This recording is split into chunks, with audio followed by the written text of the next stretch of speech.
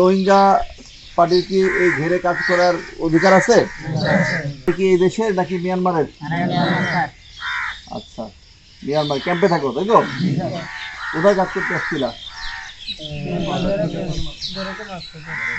ঘের হচ্ছে এই বালুখালী বিউপির সামনে নাকি?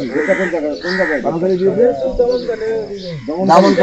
দামনখালীর দিকে ঘেরে কাজ করতেছিলাম।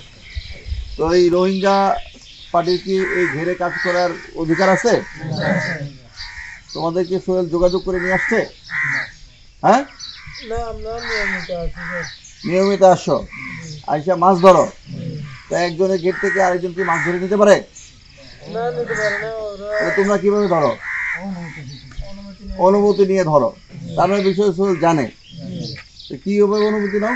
এই মাছের বিনিময়ে মাছ ধরে তাদেরকে দিয়ে দাও।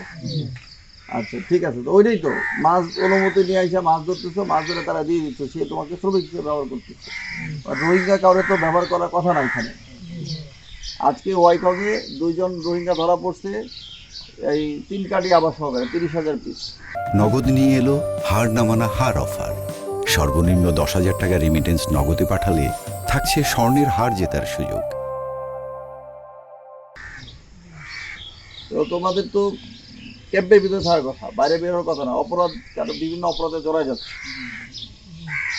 এটা করা যাবে না, ঠিক আছে? তা আমাদের এই যারা দেশের মানুষ আছে তাদের উপর সচেতন হতে হবে, তারাও যেন তাদেরকে ইউজ না করে।